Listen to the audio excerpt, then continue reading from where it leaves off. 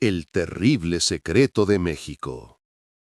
El 8 de abril de 1941, Francisco Páez, tendero de la calle Salamanca, en Colonia Roma, estaba harto del insoportable olor que llevaba meses soportando.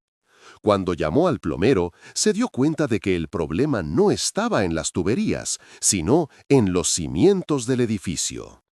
Cuando rompieron el suelo, se quedaron impactados ante lo que encontraron. No era barro, sino una enorme obstrucción formada por carne humana en descomposición, gasas y algodón ensangrentado. Horrorizados, llamaron a la policía. El informe policial fue breve.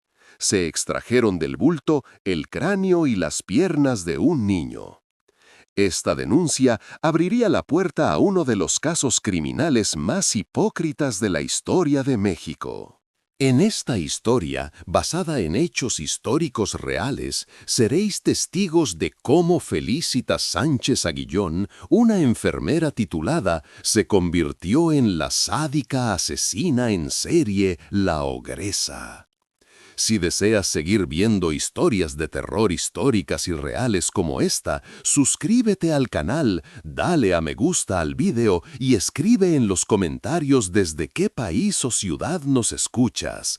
Únete a nuestra comunidad que no teme enfrentarse al pasado.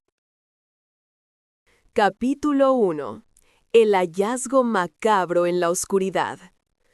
Nada permanece oculto para siempre. La tierra acaba revelando incluso los secretos más oscuros. Anónimo.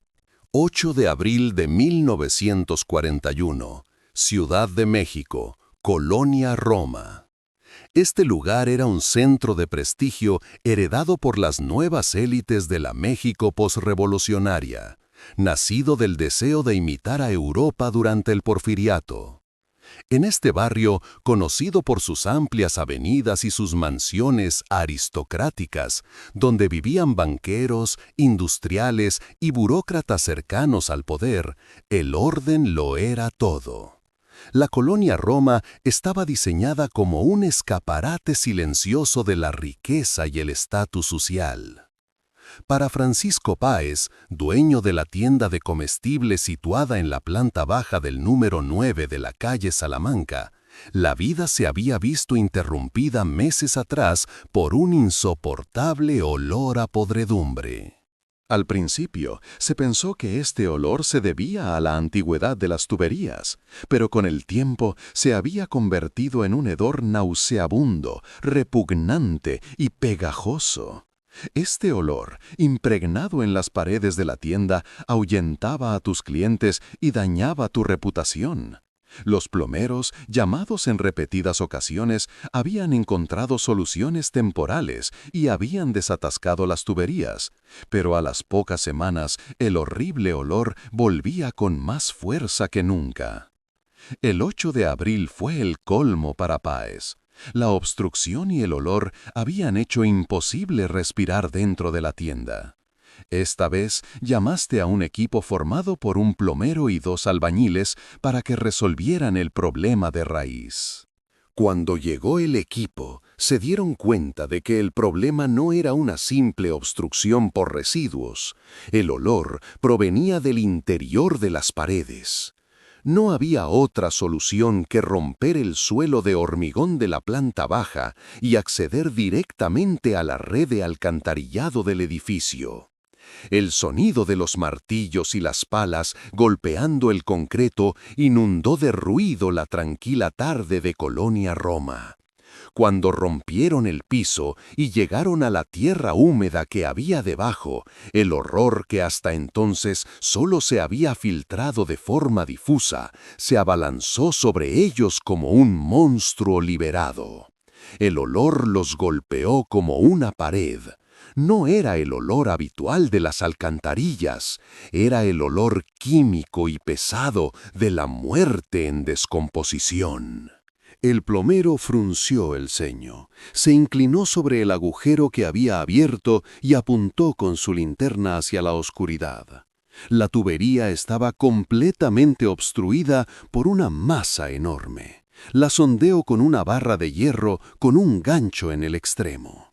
No parecía barro ni residuos compactados, sino más bien una estructura fibrosa y resistente. Clavaste el gancho en la masa y tiraste con todas tus fuerzas. La primera parte que salió a la superficie era una masa pegajosa que no sabías identificar. Un enorme tapón formado por gasas y algodón ensangrentado. Los trabajadores retrocedieron con náuseas por el olor. El plomero volvió a introducir el gancho en el agujero para extraer el resto de la obstrucción. Esta vez, el gancho se enganchó en algo duro en las profundidades de la masa. No era tierra ni piedra, sino una superficie lisa y redondeada. Lo movió con cuidado y lo sacó de entre el lodo. En ese momento, el tiempo se detuvo por un instante en la calle Salamanca. Bajo la luz, lo que os miraba desde el lodo y la putrefacción era el cráneo de un niño pequeño. Presas por el pánico y el horror, abrieron más el agujero. En solo unos minutos, toda la obstrucción salió a la luz. Además del cráneo, había un par de piernas que pertenecían a un niño de al menos 1 año de edad. Cuando la policía llegó al lugar tras la denuncia de Francisco Páez, con voz temblorosa, la calle aristocrática se llenó de uniformes, gritos y curiosos horrorizados. Lo que contaban los trabajadores no era una exageración histérica. La prueba estaba allí, de forma espantosa, sobre la bolsa que había junto al agujero. Cuando los policías comenzaron a interrogar a los residentes del edificio, se encontraron con meses de sospechas y un malestar reprimido. Las quejas procedían siempre del mismo lugar, el 3er piso del edificio. Los vecinos ya sospechaban de la inquilina de ese piso, la enfermera Felicitas Sánchez Aguillón. Llevaban meses quejándose del humo negro y maloliente, mezcla de caucho y carne quemada, que salía por la chimenea del edificio por las noches. Hablaban de los constantes ruidos de la cisterna del baño y, lo más importante, de unas señoras bien vestidas y nerviosas que entraban sigilosamente en el edificio a diferentes horas, con el rostro oculto bajo pañuelos. El espantoso descubrimiento en las alcantarillas había unido todas estas piezas en la mente de los vecinos. El detective José Acosta Suárez, agente número 37 de la Policía de la Ciudad de México, fue asignado a la investigación. Era un hombre frío y metódico, conocido por su eficiencia perfecta. Suárez, al ver lo que habían encontrado los trabajadores y escuchar lo que contaban los vecinos, se dio cuenta de que no se trataba de un simple entierro ilegal. Diste la orden. Los policías se presentaron en la puerta del departamento 3. Llamaron a la puerta, pero nadie respondió. Cuando el detective José Acosta Suárez ordenó que la derribaran, el sonido de las bisagras rompiéndose resonó en los pasillos del edificio. Al entrar, los recibió un profundo silencio y un ambiente pesado. Más que una casa, parecía una sala de operaciones abandonada. Un olor químico penetrante, mezclado con podredumbre, dificultaba la respiración. El departamento estaba vacío. Felicitas había huido. Pero lo que dejaron atrás contaba una historia aún más espantosa que la que se había encontrado en las alcantarillas. En el dormitorio se encontraron con un altar apoyado contra la pared. Sobre él había velas, agujas, ropita de bebé cuidadosamente doblada y varios cráneos humanos. El detalle más espeluznante eran las docenas de fotografías de niños pequeños clavadas con alfileres en la pared alrededor del altar. El detective Suárez, al mirar las fotos, se dio cuenta de inmediato de que pertenecían a las víctimas. No se trataba del rincón de los recuerdos de una madre, sino de la exposición de las víctimas de un coleccionista, de un cazador. Estas fotos son el comportamiento clásico de un asesino en serie que colecciona. Son una prueba aterradora de que sus actos no solo le proporcionaban una satisfacción económica, sino también una profunda satisfacción patológica. Ese mismo día, por orden de Suárez, se realizó una redada en la tienda de comestibles La Quebrada, situada en la calle Guadalajara. Se trataba del local que Felicitas utilizaba como tapadera para su clínica clandestina. Allí se encontraron más pruebas médicas, pero Felicitas tampoco estaba allí. La caza había comenzado. El detective Suárez había descubierto una casa de masacres que llevaba años funcionando en pleno corazón del barrio más lujoso de la Ciudad de México. Ahora solo quedaba una pregunta. ¿Quién era esa enfermera corriente procedente de Cerro Azul y cómo había llegado a ese punto inconcebible? Capítulo 2. La enfermera sádica. Retrato de una asesina. Los dolores sufridos en la infancia son los cimientos sobre los que se construye el edificio. A veces un palacio, a veces una mazmorra. Proverbio mexicano. El detective José Acosta Suárez, de pie en el departamento de la calle Salamanca, contemplaba el retrato de una maldad mucho más profunda que los fragmentos de huesos extraídos de las alcantarillas y la colección de fotografías en la pared. Esta casa no era el escenario de un momento de locura, sino el centro de una industria sistemática que se prolongó durante años. Para comprender esta industria, era necesario comprender a la asesina, Felicitas Sánchez Aguillón. Esta historia comienza lejos del esplendor de la colonia Roma, alrededor de 1890, en la húmeda y cálida región de Cerro Azul, en el estado de Veracruz. Felicitas Sánchez Aguillón, conocida en algunos registros como Sánchez Neira, abrió los ojos al mundo con la frialdad del rechazo. Las fuentes describen su relación con su madre como tortuosa. Este trauma temprano sentó las bases de su psicología.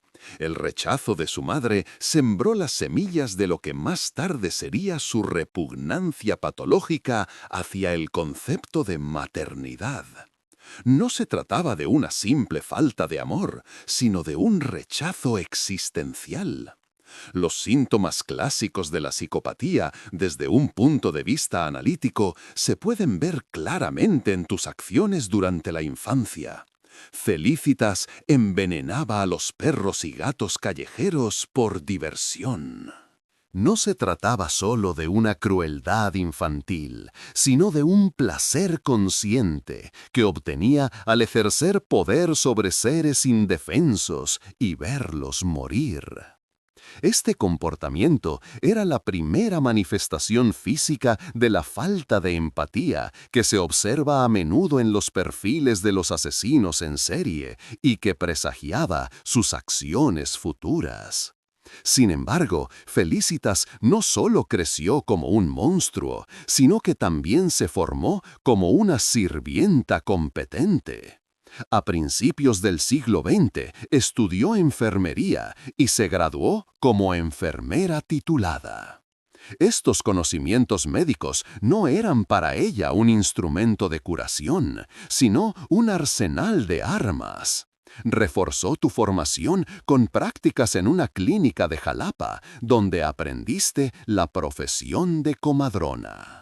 En 1907, a los 17 años, abandonaste Cerro Azul y comenzaste a trabajar como asistente en otra clínica. Este puesto te proporcionó una valiosa formación informal sobre anatomía, medicamentos y procedimientos quirúrgicos. Todo ello sentó las bases de las terribles habilidades que perfeccionarías años más tarde en el departamento de la calle Salamanca. Tu primer matrimonio puso de manifiesto cómo veías las relaciones humanas como un medio para alcanzar un fin. Te casaste con un hombre llamado Carlos Conde, al que las fuentes describen como tímido y sumiso. De este matrimonio nacieron 2 niñas gemelas. Para Felicitas, estas niñas no eran un vínculo familiar, sino una fuente de ingresos. Con la excusa de las dificultades económicas, convenció a tu marido, de carácter débil, para que vendiera a sus propias hijas gemelas. Aunque Conde aceptó inicialmente este terrible negocio, más tarde se arrepintió y quiso saber dónde estaban sus hijas. Felicitas se negó rotundamente a revelar el paradero de las niñas. Este desacuerdo provocó su divorcio en 1910. Se ha informado de que Carlos Conde afirmó posteriormente que Felicitas también había matado a otros hijos suyos, pero estas acusaciones nunca se han demostrado fehacientemente. Lo que sí es cierto es que Felicitas consideraba incluso a sus seres más cercanos como una mercancía y se deshacía de ellos. Felicitas fue detenida al menos 2 veces por intentar vender bebés en la década de 1910. Estas detenciones marcaron un punto de inflexión en su carrera. México aún se encontraba en los últimos estertores del régimen de Porfirio Díaz, conocido como el Porfiriato. Este régimen había dejado un legado de corrupción estructural que se prolongó durante décadas. En este sistema, la justicia era un mecanismo que funcionaba para quienes tenían dinero y contactos. A pesar de ser juzgada por un delito grave como el tráfico de bebés, Felicitas no fue condenada a prisión en ninguno de los 2 casos. Solo tuvo que pagar unas simples multas y fue puesta en libertad. Para ella fue un momento revelador. El sistema estaba podrido. Las autoridades judiciales habían tratado un delito grave como una simple infracción administrativa. Esta experiencia le enseñó que cualquier delito podía quedar impune siempre que se pagara el precio adecuado. Estas 2 detenciones sentaron las bases de su futura operación. Durante este periodo, estableciste tus primeras conexiones con familias ricas, funcionarios corruptos e intermediarios que podían aprovecharse de las lagunas del sistema.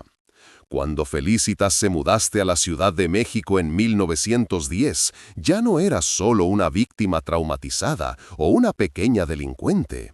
Eras una operadora fría y calculadora que sabía cómo funcionaba el sistema. Cuando alquiló el departamento número 3 del edificio número 9 de la calle Salamanca, sabías que era un centro de operaciones perfecto.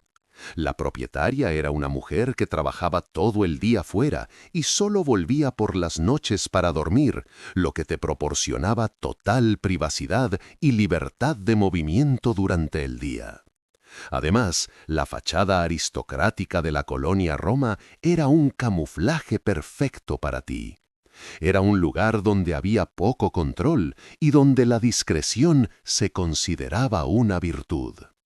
Felicitas encubrió tu operación con una tienda de comestibles llamada La Quebrada, que abrió en el número 69 de la calle Guadalajara, en la colonia Hipódromo Condesa.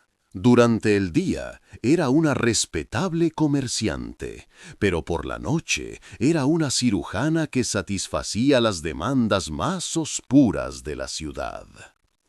En 1941, los periódicos te describirían como una bruja de aspecto repugnante, con los ojos saltones, gorda, fea, bastante asquerosa. Sin embargo, detrás de esa apariencia física repulsiva se escondía un carácter fuerte y completamente misántropo, que manipulaba a tus víctimas y clientes. Tu negocio se dividía con fría eficiencia en 3 categorías. Tu principal fuente de ingresos eran los abortos ilegales. Este era tu servicio de lujo.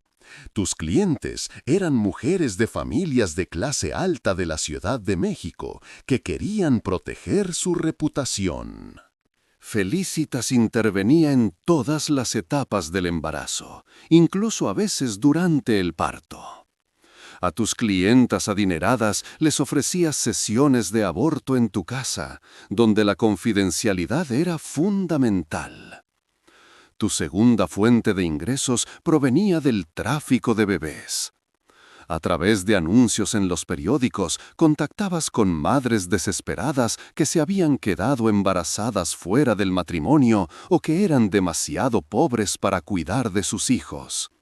Les quitabas a tus hijos de entre 1 y 3 años o recién nacidos y los vendías a parejas adineradas que no podían tener hijos. Lo más espantoso eran los asesinatos de bebés. Esta era la parte más oscura y secreta de su modelo de negocio. Los bebés que no conseguía vender en aproximadamente una semana se consideraban un gasto y eran eliminados. Cuando los abortos tardíos fracasaban, es decir, cuando los bebés nacían vivos, estos recién nacidos corrían la misma suerte. Los métodos de Felicitas eran una continuación metódica de los actos de envenenamiento de animales que había cometido en su infancia. El método principal era el estrangulamiento. Sin embargo, según las declaraciones de sus cómplices, en particular las del fontanero Salvador Martínez, entre los métodos utilizados también se encontraban el envenenamiento, el apuñalamiento por la nuca y la incineración con un gran calentador de agua o un horno. La eliminación de los cadáveres también se realizaba en 3 fases.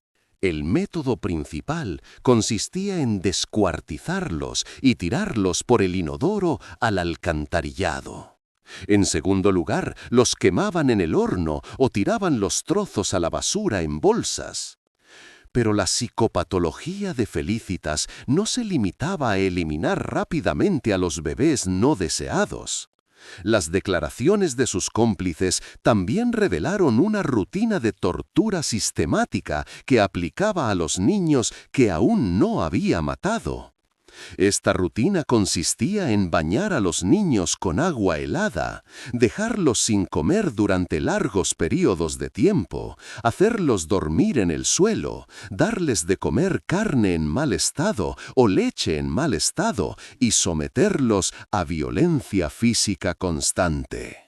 Estas acciones no eran una necesidad operativa, sino una muestra del placer patológico que le producía ejercer un poder absoluto sobre sus víctimas y hacerles sufrir.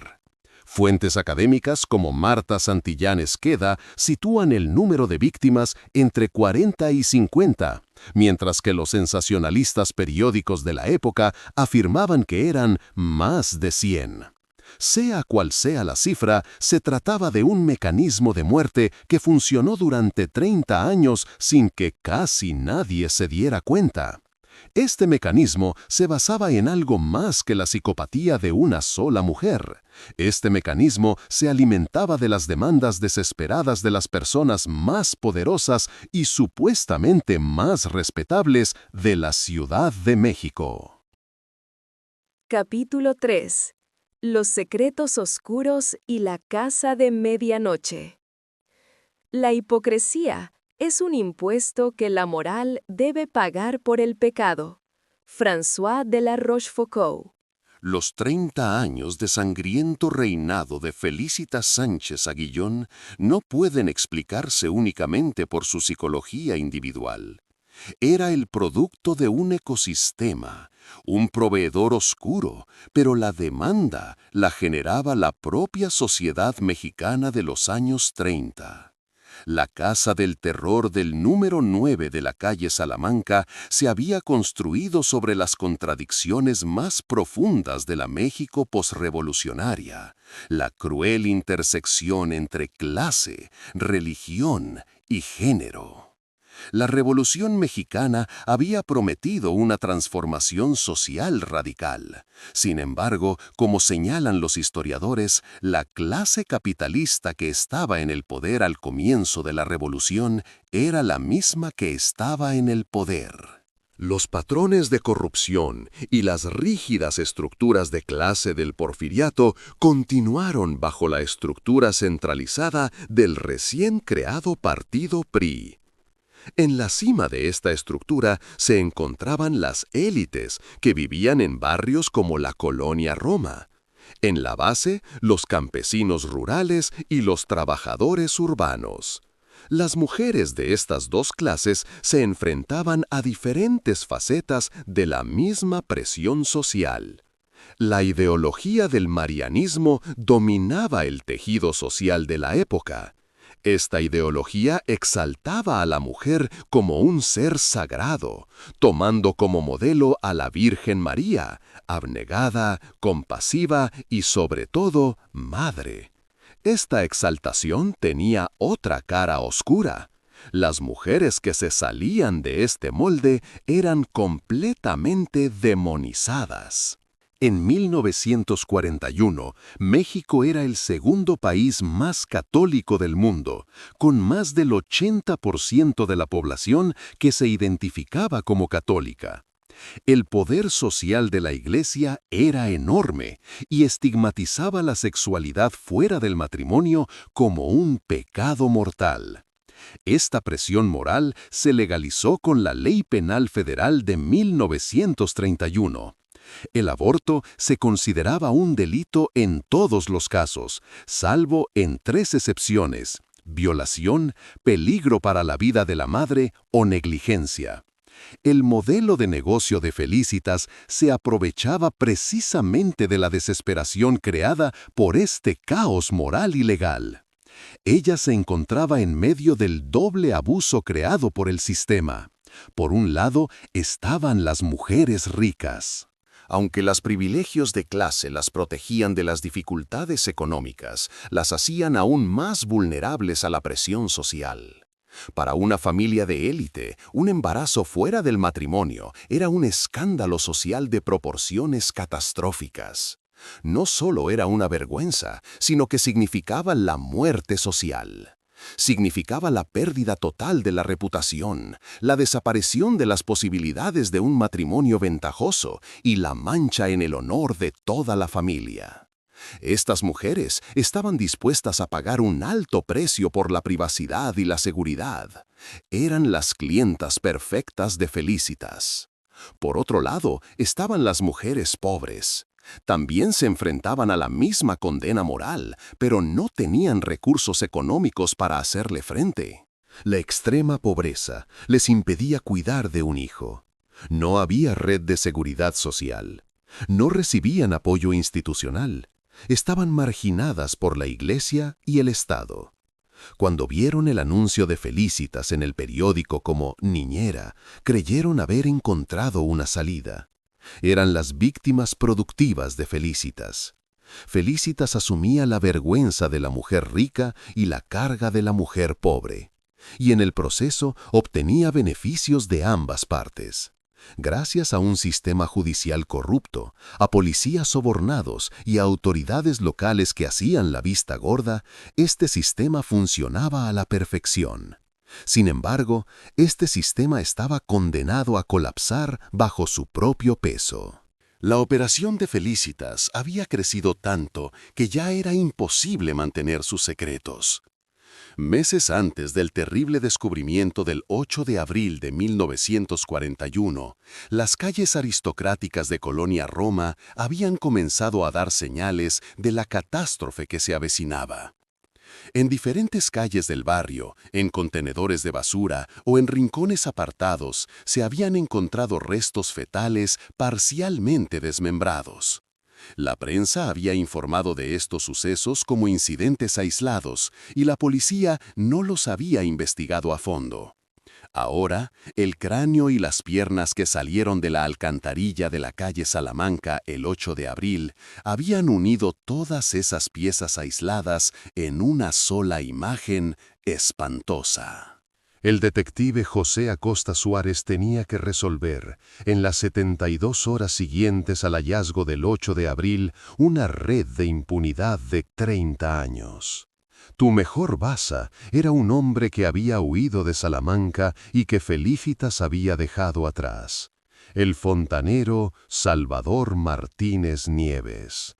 Martínez Nieves era un hombre destrozado cuando fue detenido la mañana del 11 de abril. Frente a Suárez, aplastado por el peso que había llevado durante años, confesó de inmediato: «Llevabas varios años trabajando para Felicitas. Tu trabajo consistía en desatascar las tuberías de alcantarillado que se obstruían con frecuencia. La primera vez que viste restos fetales y de niños en las tuberías, quisiste dejar el trabajo, horrorizado. Pero Felicitas te amenazó. Te dijo: si hablas, te denunciaré como cómplice. Digo que lo hemos hecho juntos, le había dicho. La amenaza iba acompañada de un cuantioso soborno. Martínez Nieves se calló y siguió limpiando las tuberías, guardando el secreto. Su confesión demostró al detective Suárez que Felicitas no solo era una asesina, sino también una manipuladora despiadada. Ahora Suárez tenía pruebas físicas y sospechosos principales: Felicitas Sánchez Aguillón y su novio Roberto Covarrubias, conocido como El Beto. Suárez supuso que la pareja intentaría huir a Veracruz, la ciudad natal de Felicitas. Se bloquearon todas las salidas de la ciudad. La denuncia llegó a altas horas de la noche del 11 de abril. Se había visto un automóvil sospechoso en la colonia Buenos Aires, al sur de la ciudad, en la calle Bélgica. Eran alrededor de las 22 horas. Cuando la policía detuvo el vehículo, Roberto Covarrubias estaba sentado en el asiento del conductor. La mujer que lo acompañaba era la que el periódico La Prensa describiría más tarde como una bruja con los ojos saltones, gorda, fea: Felicitas Sánchez Aguillón. Junto a ellos estaba su pequeña hija, nacida en 1939. Tu huida había terminado. La noticia cayó como una bomba en la Ciudad de México a la mañana siguiente. La Prensa y otros periódicos publicaron titulares sensacionalistas. Este horror en el corazón de la aristocrática colonia Roma había fascinado y repugnado a la opinión pública. La prensa te puso inmediatamente una serie de apodos espantosos: la ogresa de la colonia Roma, la trituradora de angelitos, la descuartizadora de la colonia Roma, la espantacigüeñas, la mujer llena. Felicitas, en la sala de interrogatorios, frente al detective Suárez y otros funcionarios, ajena a esos apodos, mostraba una frialdad inquebrantable. No mostraba arrepentimiento, solo contaba su trabajo. Las declaraciones publicadas por la prensa revelaban las profundidades de su mente patológica. Es cierto que atendí muchas veces a mujeres que acudían a mi casa. Intervine en sus hemorragias intensas. La mayoría de ellas se debían a trastornos graves, ya que tomaban sustancias especiales para abortar. Me ocupé de las personas que requerían mis servicios y, una vez terminado mi trabajo, tiraba los fetos al inodoro. Era la declaración clínica y distante de una enfermera. Sin embargo, a medida que avanzaba el interrogatorio, se reveló la estructura de pensamiento delirante que se escondía bajo ese tono distante. Tu espeluznante descripción de un parto era la prueba de cómo marginabas a tus víctimas. Una mujer me dijo que había soñado que su hijo iba a nacer muy feo y me pidió que le practicara una operación para abortarlo. En efecto, esa criatura era un monstruo. Tenía cara de animal, en lugar de ojos tenía unos horribles agujeros y en la cabeza tenía una especie de cono. Cuando nació, el niño no lloraba, gruñía. Le pedí al señor Roberto que lo tirara al canal y él le ató un alambre al cuello. Estas declaraciones demostraban su falta de escrúpulos y su total desconexión de la realidad. Suárez lo tenía todo en sus manos.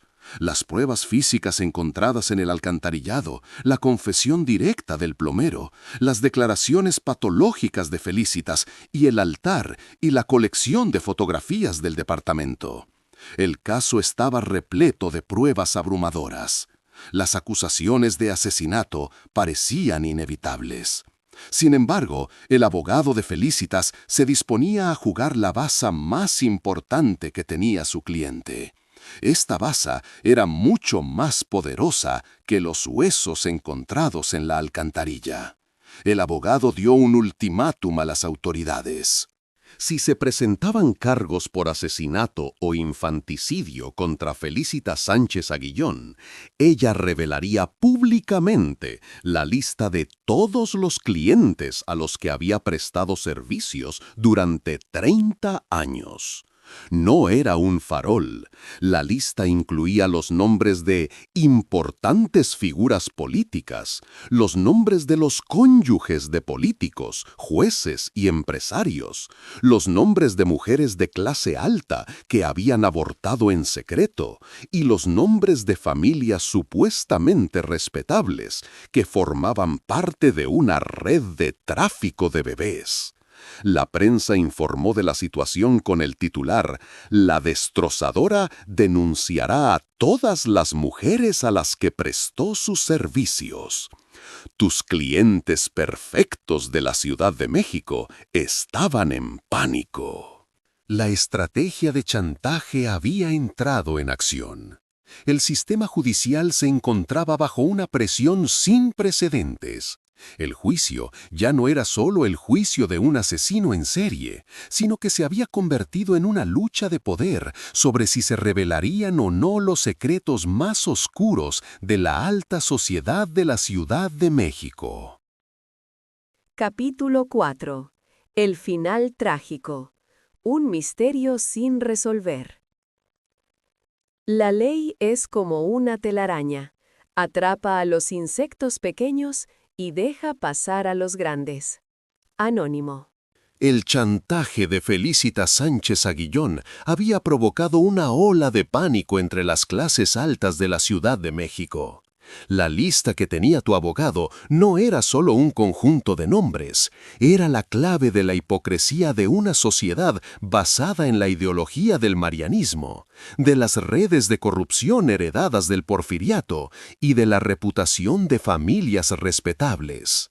El caso ya no estaba en manos del detective José Acosta Suárez y la Fiscalía, sino que había entrado en los pasillos invisibles del poder político y social.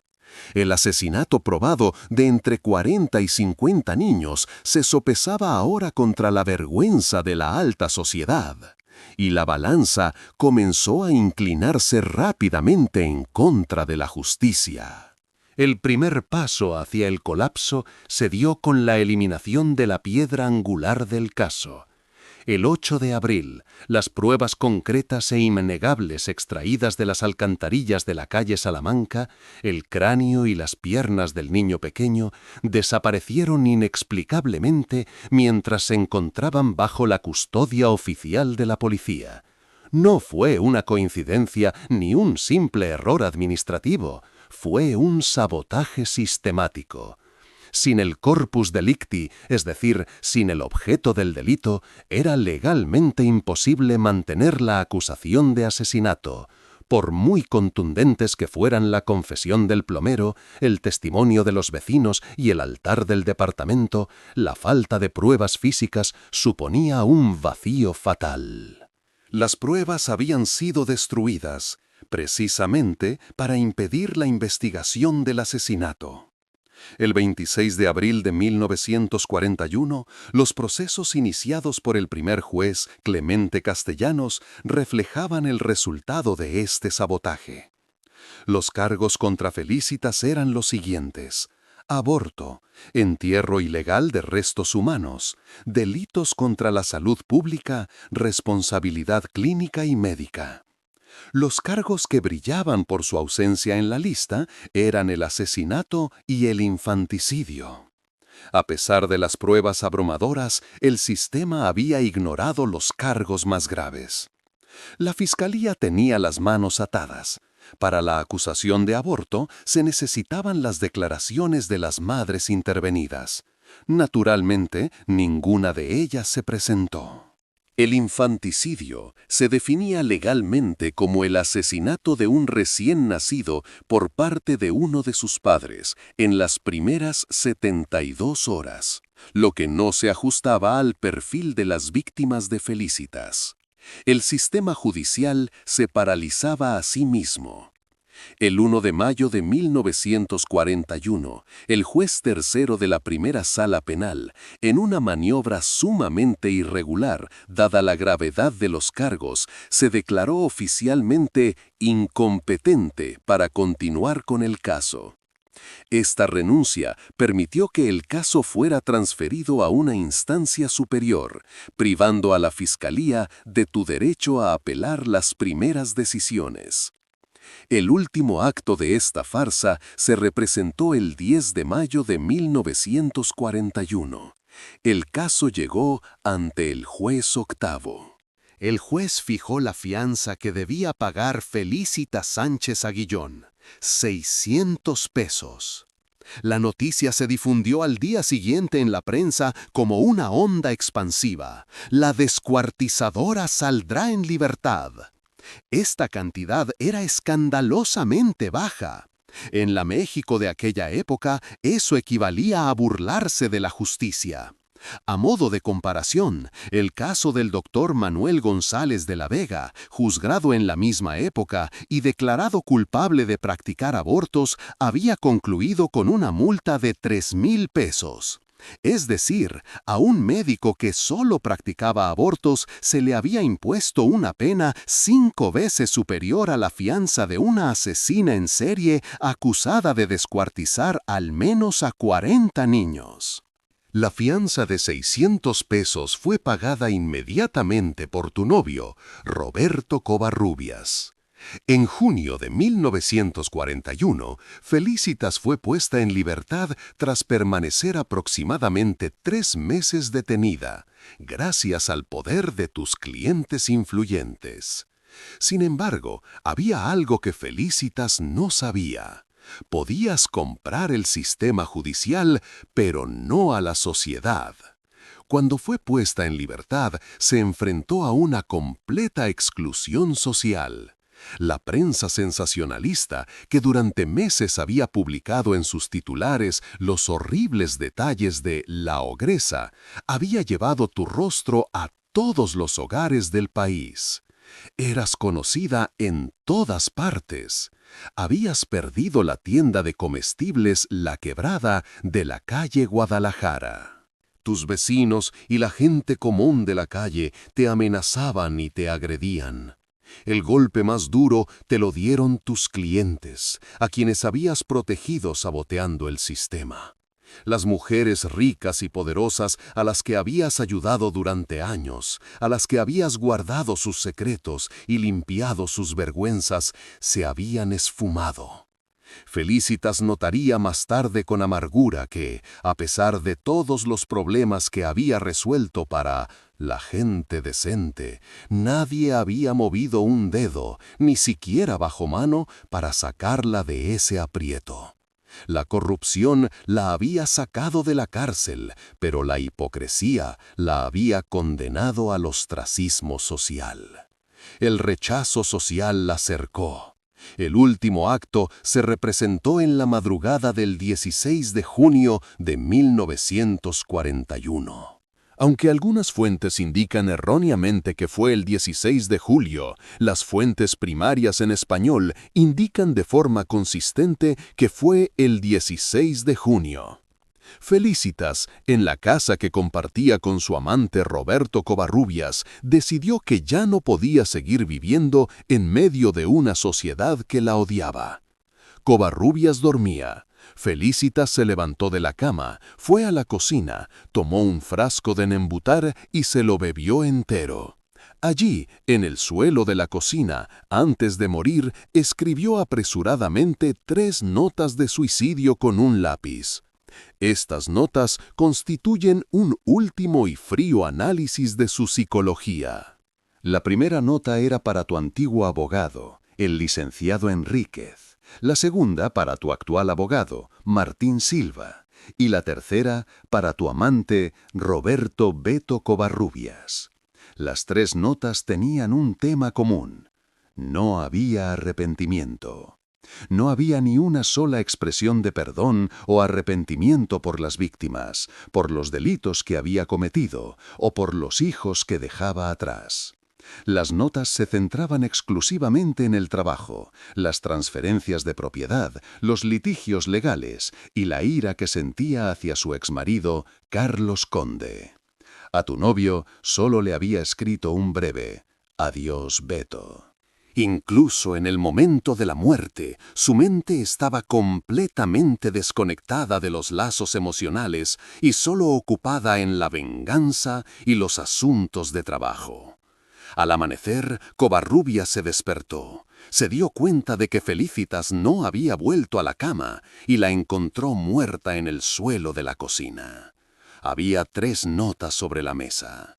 La hija de Felicitas, nacida en 1939 y que estaba con ella cuando la capturaron, fue puesta bajo la tutela del Estado.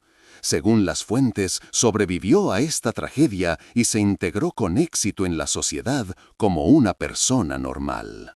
El caso de Felicitas Sánchez Aguillón no pasó a la historia solo como la historia de una asesina en serie.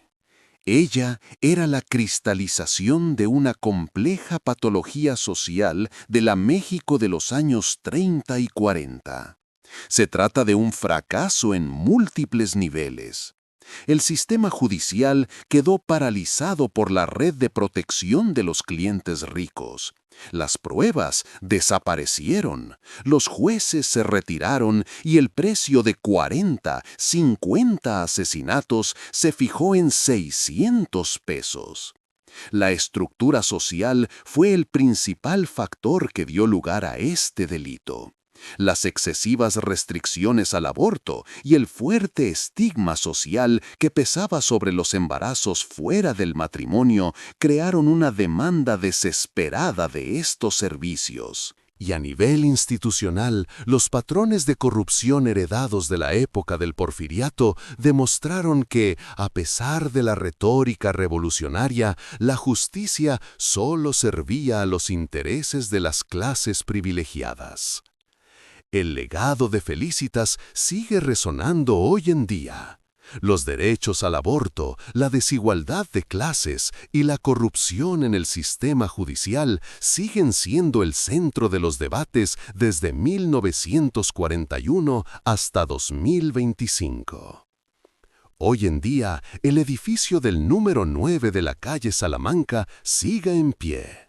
La colonia Roma ha pasado de ser un barrio aristocrático a convertirse en un animado centro cultural y gastronómico.